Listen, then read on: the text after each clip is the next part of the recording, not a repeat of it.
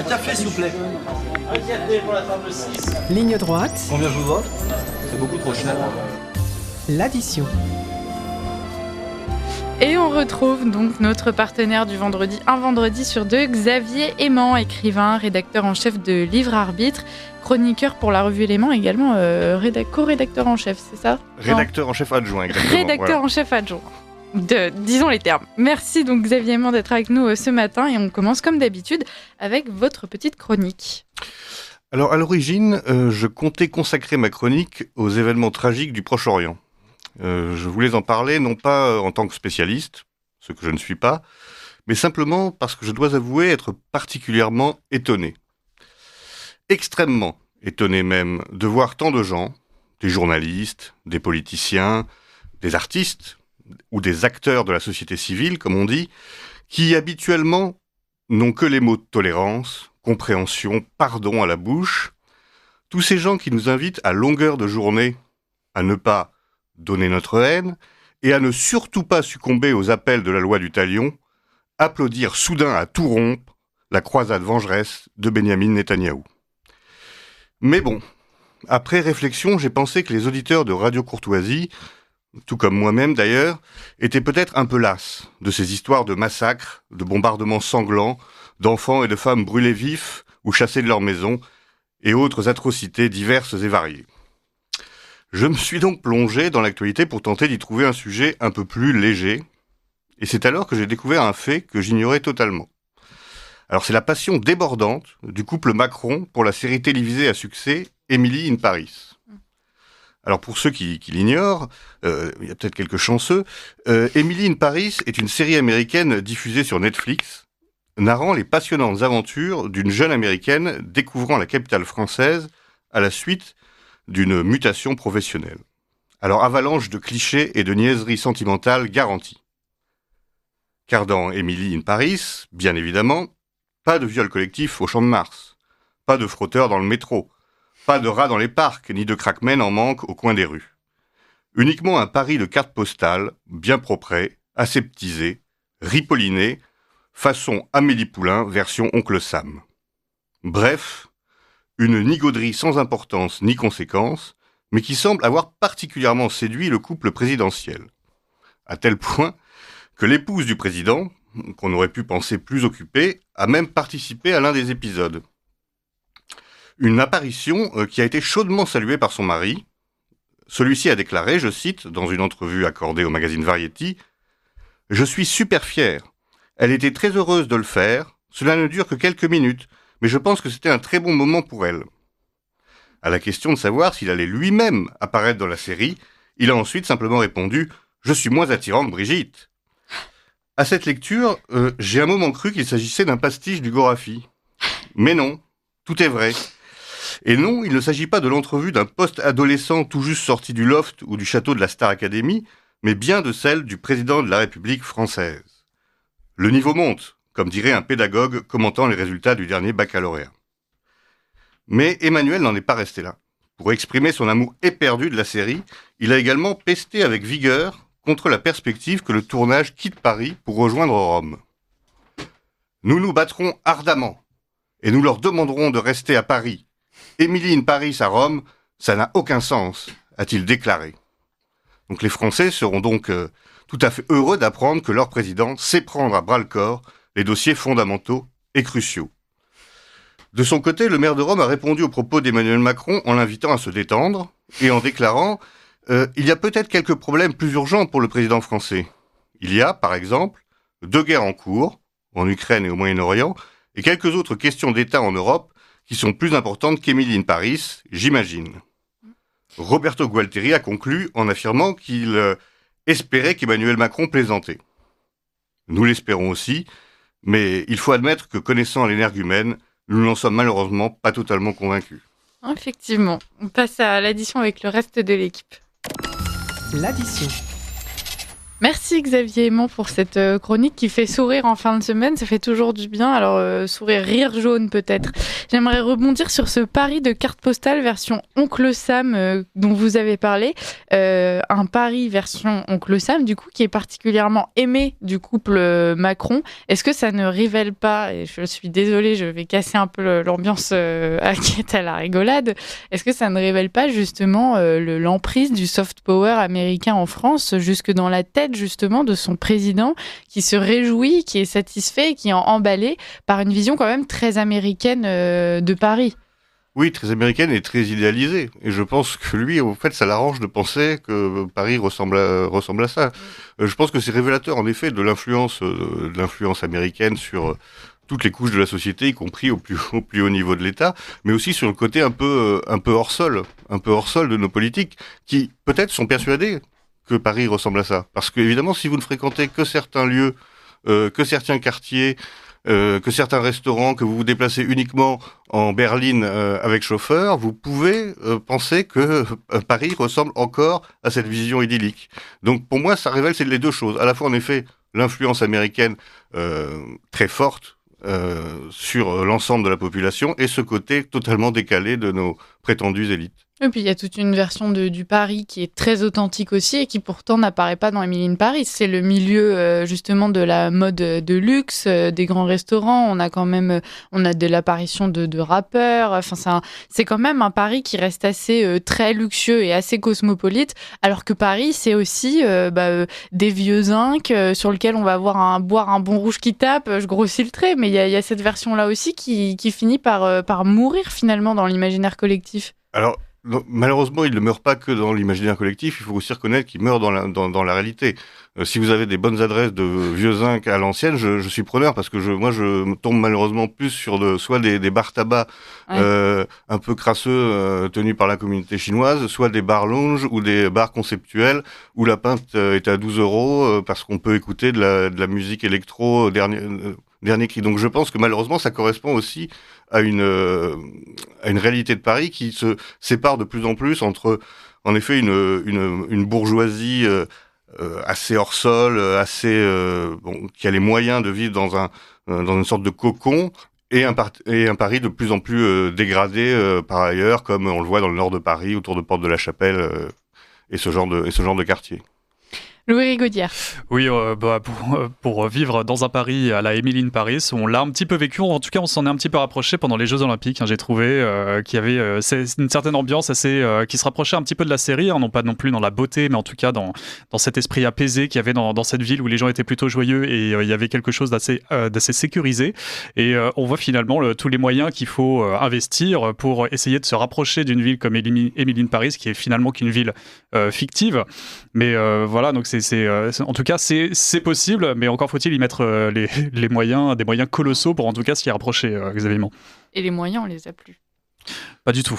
Et oui, c'est sûr qu'on a eu pendant le temps des JO, je pense, une sorte de village Potemkin version française, et que les touristes qui ont vu ça à la télévision et à qui ça a donné envie de venir à Paris risquent d'avoir une certaine déception lors de leur prochain passage, parce que l'environnement aura certainement, malheureusement, considérablement changé. Donc c'est un peu, en effet, une fausse image qu'on a renvoyée pendant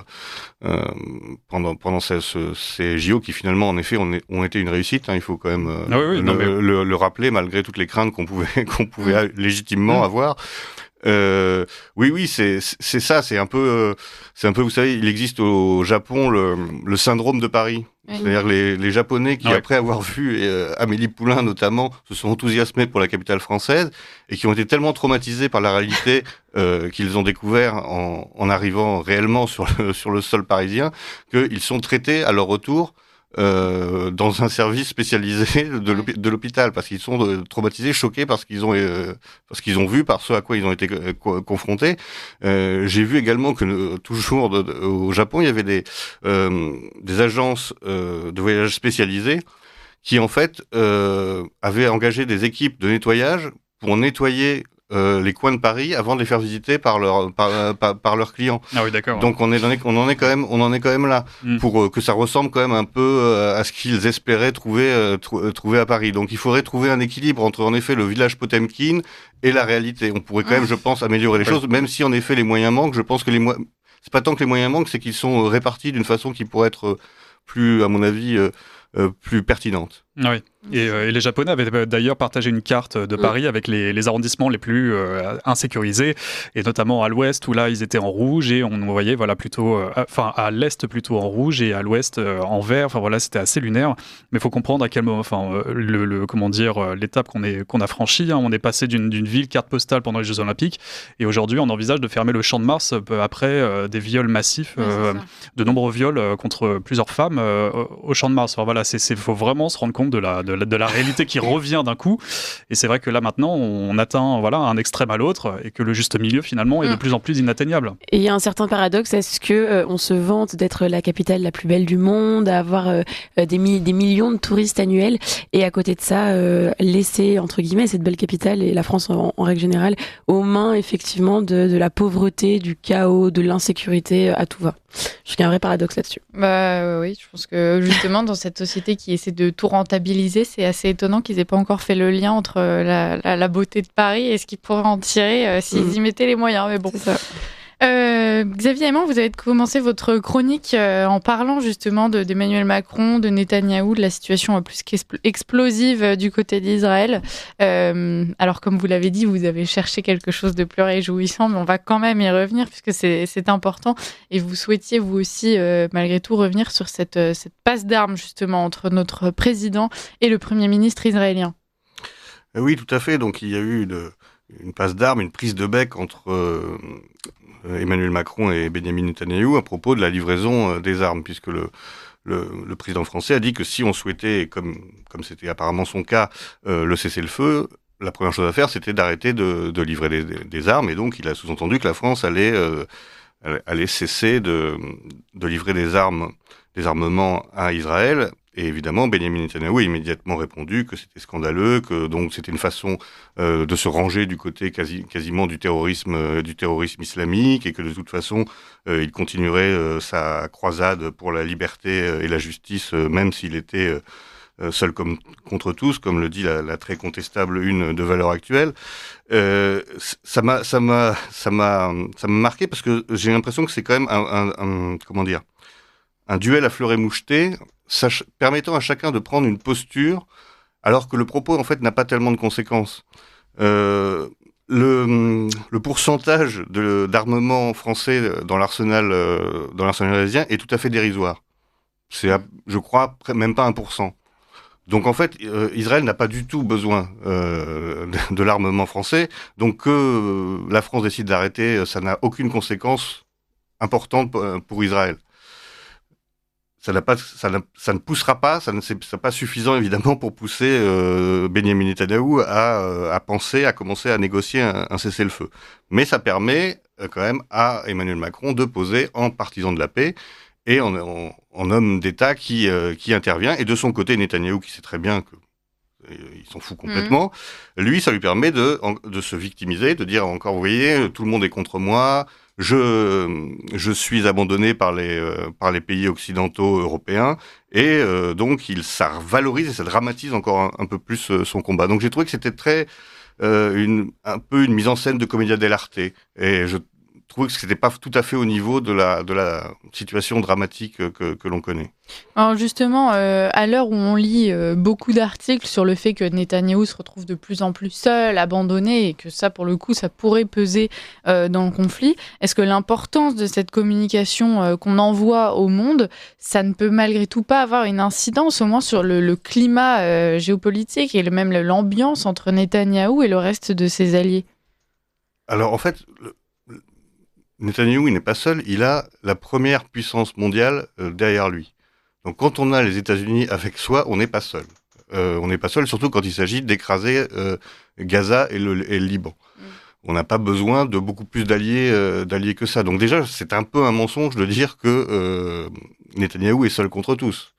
Ouais. Il bénéficie quand même d'un allié de poids.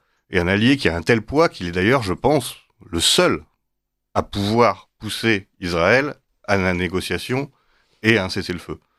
Parce que sans les États-Unis, Israël ne peut pas mener sa guerre. Or, par contre, sans tous les autres, il peut très bien le faire tant qu'il a les États-Unis derrière lui. Donc l'acteur principal, c'est pas la communauté internationale, c'est pas les réprimandes de la France ou de l'ONU, etc. Puisque de toute façon, Israël s'est toujours assis là-dessus de façon absolue. C'est s'il y a un changement de position des États-Unis sur le sujet. Et ça, c'est une grande question parce que on voit mal. Je crois que ni Kamala Harris ni Donald Trump ne se sont vraiment engagés à essayer de rétablir la paix et le cessez-le-feu dans cette région. Avec Donald Trump, en tout cas, on peut s'attendre à davantage d'initiatives vers les accords d'Abraham qu'il y avait à l'époque, c'est-à-dire de faire vraiment en sorte de rétablir la paix par un cessez-le-feu, par éventuellement une solution à 2 États. Alors que ce qu'on voit, c'est ce que nous expliquait ce matin notre invité Nicolas Conquer. On faisait un point justement sur les États-Unis. Alors qu'on voit bien que Kamala Harris, si elle est dans la continuité de Joe Biden, là, le risque de chaos et d'embrasement est d'autant plus important, enfin pourrait être d'autant plus important. Je voulais rebondir moi sur les conséquences en France de ce conflit. Cette semaine, à l'Assemblée nationale, donc un député du groupe UDR, les Républicains de Ciotti, a déposé une proposition de loi. Je vais vous la citer. Alors c'est pour pénaliser l'antisionisme et lutter contre la haine antisémite. Et je voulais vous poser la question, est-ce qu'il n'y a pas un peu une confusion des termes quand un député français propose une loi pour pénaliser l'antisionisme? En l'occurrence, évidemment, il le précise dans son texte, enfin dans son communiqué de presse, qu'il s'agit de réprimer toute expression publique qui appelle à la destruction de l'État d'Israël. Mais l'antisionisme, ce n'est pas que ça. Et est-ce que pénaliser l'antisionisme, ça vous semble aujourd'hui pertinent? Absolument pas. De toute façon, moi, je suis assez opposé à toutes les lois qui restreignent la liberté d'expression, quelle qu'elle soit. Et évidemment, ça crée une confusion dramatique, parce que, en effet, si ce genre de texte passait, on tomberait dans une censure encore plus grande que celle qui est en cours actuellement, parce qu'en fait, on mélange tout. On peut très bien être sioniste, et être opposé à la politique de Benyamin Netanyahou. C'est pas du tout la même chose. En fait, il faudrait déjà réexpliquer l'histoire du sionisme, quel sionisme, parce qu'il y a eu plusieurs types de sionisme, etc. Donc, déjà, ça veut pas dire grand-chose d'être antisioniste. Et ça veut surtout pas dire être antisémite, et ça veut même pas dire être anti-Netanyahou.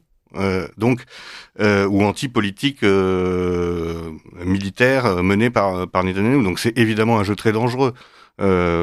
Qui serait encore une fois dramatique. On a déjà plus beaucoup d'espace de liberté. Et je suis quand même un peu déçu et étonné que ça vienne de ce camp, que ce genre de propositions viennent de ce camp-là, même si je suis pas totalement surpris. Non, ce serait dramatique. Ça voudrait dire quoi? Ça veut dire qu'on ne peut plus dire, par exemple, défendre la Palestine, défiler avec un drapeau palestinien, ça deviendra un acte antisémite. C'est ça, je pense. C'est quand même très dangereux. Moi, j'ai aucune sympathie particulière pour les gens qui manifestent en ce moment dans les rues c'est pas vraiment mon camp politique, etc. Mais je comprends tout à fait ce combat, et un combat sain, apaisé, si je puis dire, sur ces questions-là, devrait être tout à fait possible. Le sort des Palestiniens, c'est un vrai sujet, à moins de les considérer hors l'humanité. Ou même celui du Liban, qui justement sur lequel les gens s'accordent généralement un peu plus actuellement. Justement, même Emmanuel Macron lui-même prend position, puisque c'est quand même les bombardements du Liban qui ont provoqué cette décision d'arrêt de livrement d'armes.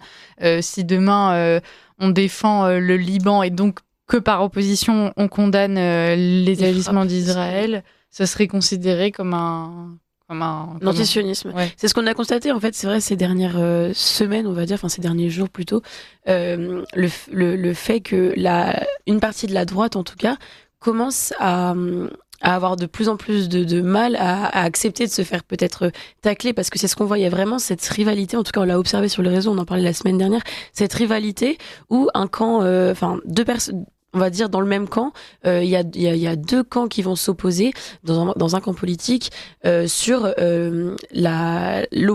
sur le regard de la politique justement israélienne au Liban. Je pense que c'est ça qui a pu fracturer ces deux camps avec une frange de la droite qui n'accepte plus que on puisse faire l'apologie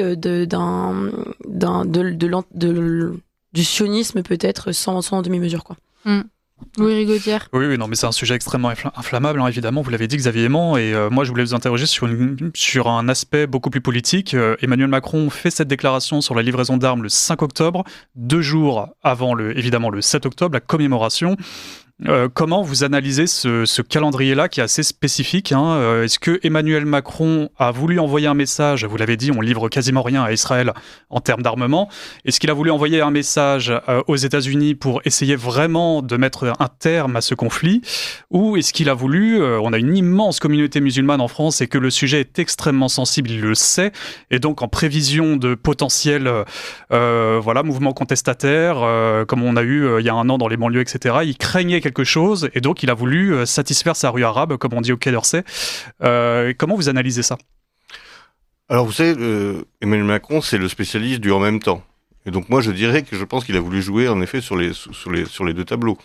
C'est-à-dire en passant, en donnant ce message, il passe pour un homme d'État raisonnable qui veut la paix, et en effet il envoie un message aussi comme vous le dites, à la rue arabo-musulmane, en lui disant, vous voyez, on n'a pas choisi notre camp, on mène une politique mesurée, détendez-vous, comme dirait le maire de Rome.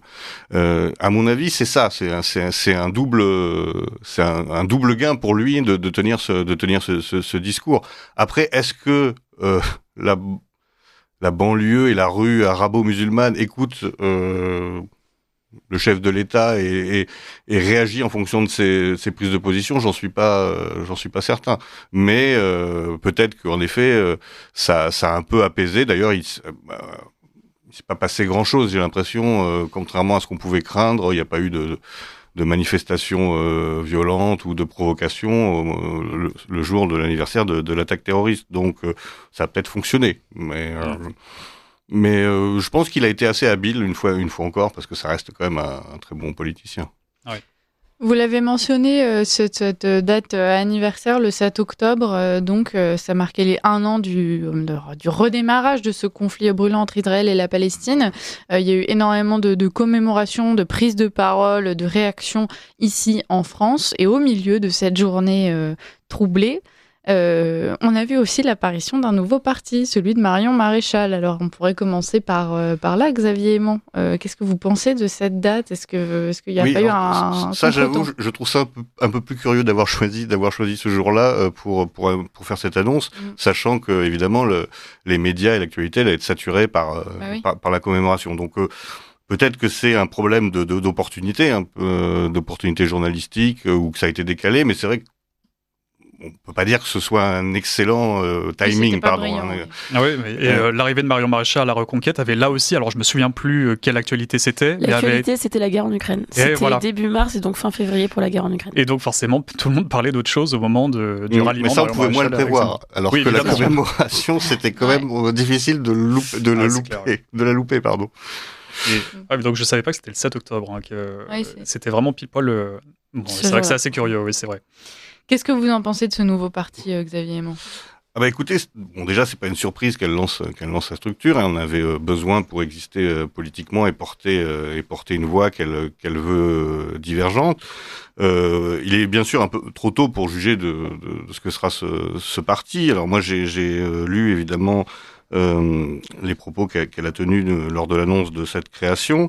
Donc, elle dit qu'elle veut travailler à une coalition structurée aux côtés de Marine Le Pen, de Jordan Bardella et d'Éric Ciotti, qu'elle veut réunir toutes les forces utiles jusqu'à Nicolas Dupont-Aignan, c'est-à-dire on va vraiment très très loin. Au sein de cette coalition, elle veut, affirme-t-elle, porter la voix d'une droite civilisationnelle qui soit à la fois anti-woke, anti-assistanat et anti-raquette fiscale, en rompant avec le socialisme mental qui guide depuis trop longtemps les comptes publics. Donc moi, je suis un peu partagé par rapport à ça. J'ai évidemment le nom du parti qui évoque l'identité me séduit plutôt. Les références civilisationnelles, évidemment, ça me parle également. Après, quand je vois ressurgir un peu le vieux discours droitard, anti-étatiste, anti-fonction publique, remplacer le socialisme mental, je sais pas trop ce que ça veut dire, le remplacer par quoi d'ailleurs, par du libéralisme mental dont on voit l'efficacité dans les autres domaines de l'économie.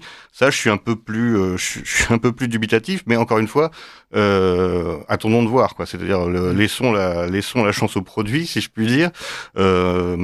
Marion Le Pen est une personnalité qui a plusieurs fois fait preuve de courage, qui a souvent des propos extrêmement de bon sens et justes, et donc c'est quelqu'un qui est intéressant à suivre. Donc on va voir comment se concrétise là cette annonce, parce que ça me paraît un peu, voilà, pour l'instant un petit peu difficile de discerner et de voir surtout quel sera son positionnement. Là, quand je lis ça, je peine un peu à voir la différence avec son ancien parti Reconquête donc quel va être son positionnement et quelle va être sa marge de manœuvre entre ces différentes tendances de la droite. Donc ça va être intéressant à suivre pour voir si elle arrive à créer en effet cette force d'appoint dont a besoin le Rassemblement national pour peut-être passer un cap. Vous avez parlé d'une certaine manière d'un doublon de Reconquête. Est-ce que c'est aussi un doublon peut-être de l'UDR, parce que avec le départ d'Éric Ciotti des Républicains, ils ont récupéré quand même 100%, je pense 99 peut-être, des idées de reconquête avec eux, en tout cas, c'est-à-dire la défense de la civilisation, une économie libérale, etc., qui se différencie légèrement, en tout cas, du Rassemblement national, même s'ils ont une très grande proximité d'idées. Ah oui, c'est sûr qu'il y a des grandes ressemblances. C'est pour ça que ça va être certainement difficile d'exister au milieu de tout ça. Il va falloir trouver au moins un ou deux grands sujets qui vont la différencier du reste de cette offre politique. Ça va pas être évident. Moi, je les vois pas clairement apparaître pour l'instant, mais on va peut-être avoir de bonnes surprises ou de mauvaises, mais j'espère de bonnes sur la construction d'un véritable programme. En tout cas, j'en profite pour annoncer à nos auditeurs que nous recevons lundi prochain Marion Maréchal, justement pour notre grand entretien quotidien politique sur Ligne Droite. Ce sera l'occasion d'en savoir beaucoup plus. Exactement. Ce sera l'occasion de lui poser toutes vos questions. Alors surtout, écrivez-nous en commentaire et puis on lui posera sans tabou toutes les questions que vous souhaitez lui poser. On espère avoir des réponses. C'est vrai qu'en ce moment, politiquement, on est dans une période de on va voir ce que va faire Retailleau, on va voir ce que va faire Michel Barnier, on va voir ce que va faire Marion Maréchal. L'attentisme d'une certaine manière. On va voir. Dernier sujet pour cette dernière édition de la semaine, l'explosion du narcotrafic à Marseille, Xavier Aimant. Oui, alors j'ai entendu que Philippe Bardon en a parlé juste avant dans sa chronique, et évidemment, je rejoins largement son analyse. On assiste quand même à une situation à Marseille tout à fait préoccupante. C'est un euphémisme. Il y a eu donc ces deux nouveaux homicides dans la cité phocéenne mercredi 2 et vendredi 3 octobre, qui impliquent tous les deux des adolescents. On a retrouvé un jeune homme de 15 ans brûlé vif. Et c'est un tueur à gages de 14 ans qui a battu le chauffeur VTC. Un tueur à gages de 14 ans. On en est là, quoi. Et le chauffeur VTC n'avait rien à voir avec le trafic de drogue. Non, en plus par erreur. Apparemment, c'est une erreur. Donc c'est là qu'on voit qu'ils font pas que malheureusement, comme le soulignait Philippe, ils ne font pas que se massacrer entre eux. Ce qui serait un moindre mal. Il y a évidemment des victimes collatérales. Et donc c'est évidemment extrêmement inquiétant. Cette jeunesse, tueur à gages à 14 ans, quand même, ça laisse sans voix. On était déjà habitués, j'ai eu un détail, les deux parents sont en prison depuis assez longtemps d'ailleurs. Et donc voilà, c'est un mineur c'est isolé, vraiment isolé, délaissé, absolument perdu. Enfin voilà, il n'a plus aucun code, il n'a plus les mêmes codes que la société lui permet. C'est vraiment assez c'est une situation terrible pour ce gosse évidemment. Donc il a 14 ans, on imagine la situation. Oui, non mais voilà, il a. Mais allez-y, juste un tour. Oui, non, je voulais juste dire qu'en fait, ça montrait également la faiblesse de notre arsenal juridique et judiciaire face à cette nouvelle criminalité. On était déjà habitué à la petite délinquance, la voyoucratie qui commençait en effet à 12, 13, 14 ans. Là, on est dans le grand banditisme et on voit il y a le même rajeunissement. Et notre système juridique ne s'est pas adapté à ce changement. C'est-à-dire qu'aujourd'hui, si ce suspect de 14 ans, qu'est-ce qu'on va en faire ?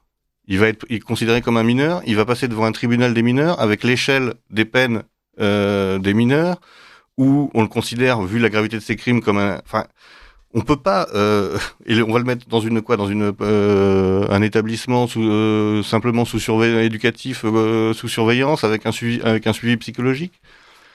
Il faut qu'on repense, à mon avis, nos réponses judiciaires, parce que est-ce que le mettre en prison comme un adulte, c'est aussi une solution? Je pense pas non plus. Ça va encore plus le criminaliser. Est-ce qu'il faut créer des établissements spécifiques pour ce type d'individus? Moi, j'aurais plutôt tendance à penser à ça. Il faut trouver un équilibre entre la protection de la société et, en effet, une typologie d'individus et de criminels tout à fait nouvelle. Mais nos instruments, me semblent, instruments juridiques, judiciaires et répressifs, me semblent à l'heure actuelle absolument inadaptés. Bon, en tout cas, la question se pose, elle est sur la table. C'est Didier Migaud qui a annoncé donc le 8 octobre, il y a quelques jours, que justement, il allait s'interroger sur la possibilité, petit à petit, de revenir sur cette excuse de minorité qui, aujourd'hui, est quelque chose qui pèse énormément sur le droit. C'est quelque chose qui était aussi beaucoup évoqué justement après le meurtre de Philippine. Que ce soit pour les crimes d'ailleurs de drogue ou les crimes sexuels, c'est ça. Ce serait pour les crimes d'extrême violence. Alors encore une fois, il y aura un flou juridique. Il faudrait définir ce qui est considéré comme crime violent ou non. Oui, et encore une fois, ça dépend aussi sur quelle peine ça débouche. Parce qu'en effet, c'est très bien, à mon avis, qu'on fasse sauter cette exception. Mais si c'est pour les mettre dans des prisons surpeuplées avec d'autres voyous et d'autres criminels, on réglera pas le problème. On va en faire des bêtes encore plus sauvages quand elles sortiront. Donc il faut vraiment pas avoir une vision simpliste des choses en disant oui, on s'en débarrasse dans les prisons d'adultes, comme ça ils vont voir ce qu'ils vont voir, etc. Parce que on ne réglera évidemment pas le problème comme ça. Ce qui est intéressant aujourd'hui, c'est que ce narcotrafic s'impose, se substitue d'une certaine manière à la politique des villes. Jusque dans nos campagnes, c'est intéressant de prendre par exemple l'exemple de Cavaillon en 2 mots. Il y a la cité du docteur M là-bas qui sévit, Cavaillon, village du Vaucluse, de campagne profonde, on va dire. Mais non, là-bas règne la violence, la drogue et la criminalité. Les tirs de calage se font entendre. Enfin voilà, on est à côté des autoroutes de Lyon et de Marseille qui donc peuvent approvisionner facilement les trafics de drogue, donc jusqu'à Cavaillon. Et donc là-bas, on s'en souvient, c'était le 14 juillet de l'année d'avant, donc c'était pas l'été dernier, mais encore avant, qu'une fête foraine sauvage avait été organisée. Donc c'était pas le 14 juillet français républicain, c'était le 14 juillet des dealers, puisque c'était avec l'argent de la drogue que les grands frères des quartiers avaient pu organiser cette fête foraine avec piscine, château gonflable, pêche au canard, etc., pour vraiment appâter toutes ces générations qui pourraient être impliquées demain dans ces trafics. Voilà.